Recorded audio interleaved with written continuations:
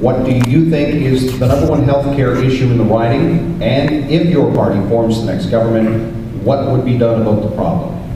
Yeah, I think the number one health care issue in the riding is the fact that there's a huge pressure on the ERs in our area. And also the fact that there are many people who are suffering from not acute care illnesses, but things like dementia, taking up acute care beds in our hospitals. And it's certainly not their fault that they're there, because there's no place for them to go except to be there. One of the ways I think we can relieve the pressure on the ERs is to hire nurse practitioners to work as part of medical units in the ER. For instance, if you cut your finger on your lawnmower and you need 3 stitches in your finger and you go to the emergency room, you don't need to see a doctor. You need to see perhaps a nurse practitioner who will put the 3 stitches in and get you out of there. Take a baby in there that has a congested chest, same thing. A nurse practitioner can look after that and get you moving again. So that alone would take a fair amount of pressure off the actual doctors working in the emergency room in the acute care setting. As far as seniors blocking up a lot of the spots in there and not having places to go to, it would be very important, I think, to try to find ways to keep seniors in their own homes for longer periods of time. And some of them could do that if they had a little extra help. A $500 supplement for home care that could even be administered by a family member. $500 a month would go a long ways to helping seniors stay at home. And also, if they were able to get a few grants for retrofits to the house, like ramps or rails, that sort of thing, a granting system that would allow those kind of renovations to be made to their homes could take some of the pressure off as well and allow people to stay there. So those are just a few of the ideas, Sheldon, and I'm probably pretty much running out of my 2 minutes there. Thank you. And I guess as being MLA for this area for the past 6 years, the answer to this question is as varied as the needs of all our constituents. If you're an individual who has parents waiting long-term care, then it's definitely a long-term care bed. If you don't have a family doctor, then it's definitely a family physician that you're looking for. If you're waiting for a hip or knee replacement, the list goes on. I think that it's important to note that while we're actively recruiting healthcare professionals to meet the needs, we definitely do need to increase a lot of our medical and nursing programs so that we can fill the voids of these doctors and nurses. And I guess one of the issues in relation to family physicians that has been raised by a number of our healthcare professionals is the need to have recreational opportunities here. If we actively want to attract and retain healthcare professionals to Lunenburg West or to the South Shore or Nova Scotia as a whole, we have to make sure that our rural communities have the facilities that they need to relocate their families here and to participate in active, healthy living.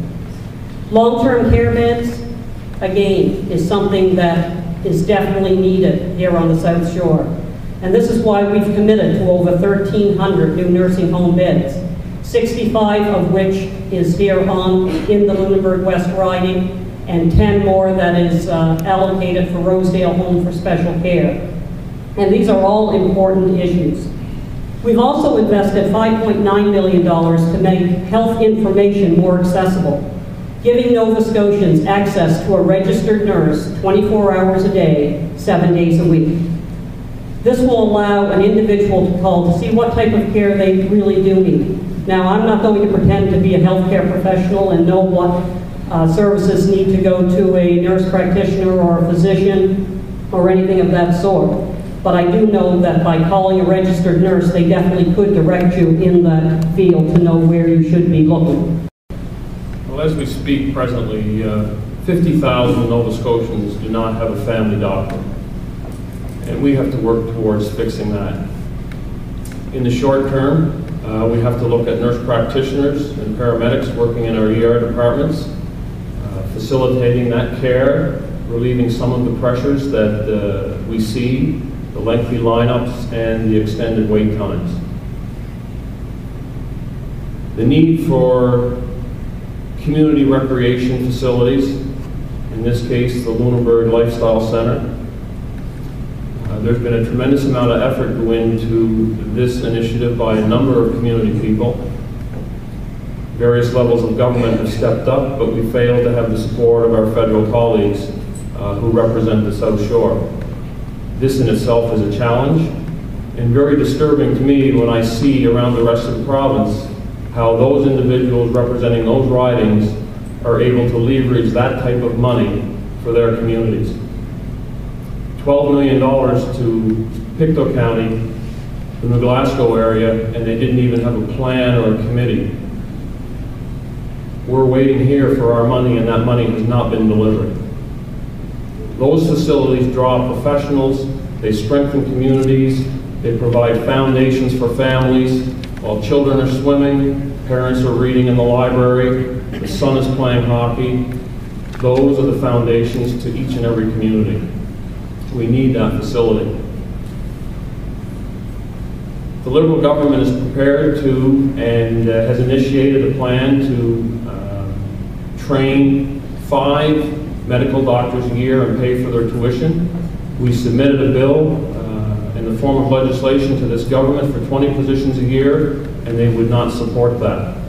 The Liberal government will provide 20 positions a year for 5 years for a total of 100 family doctors to this community. I spoke to a doctor the other day and asked, what would that do if we were able to secure 2 doctors for the New Germany clinic? And she indicated that would relieve tremendous pressures on the ER, tremendous pressures on her. She would be able to take new patients. Those are the types of initiatives that the Liberal government is prepared to support.